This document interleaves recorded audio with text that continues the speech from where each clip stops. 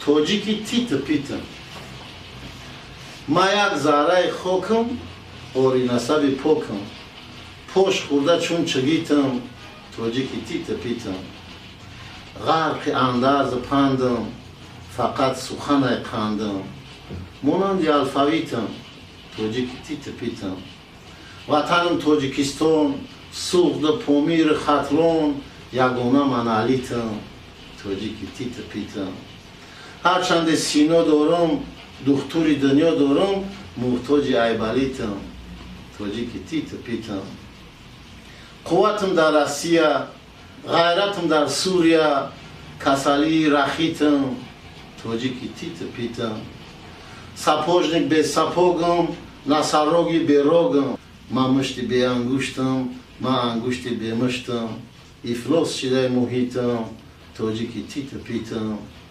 ای دستم رفت اشکارو سمرقند بخارو سرشبشیده منغیتم توجیکی تیت پیتم رنگ روم همه زرد چهرم پر چنگ گرد مثل گلی سنجیتم توجیکی تیت پیتم گرچه سنگ خورایم افسوس که صد پورایم پورای گرانیتم توجیکی تیت پیتم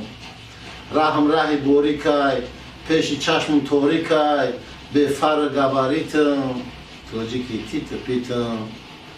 بین ترک افغانم خیتوی دومود جانم به قلف به کلیتم توجیکی تیت پیتم ما ای وقتش گشنایم سوختگیم تشنایم کلون ای اپتیتم توجیکی تیت پیتم مواد پخته دارم زواد پخته دارم تای کرتای چیتم توجیکی تیت پیتم ای پای رزق روزی در کوچه های روسی دور شده ای مگنیتم توجیکی تیت پیتم آدم در چرخ گردون ای خوک یا ای میمون مگوی بیتریتم توجیکی تیت پیتم ملایم اتئیستم موازینم ارتیستم نمیستم در یک ریتم توجیکی تیت پیتم هم حاجی هم الکشم هم بیزب هم محوشم سر تا پو کلاریتم توجیکی تیت پیتم پر گفتم گپای تلخ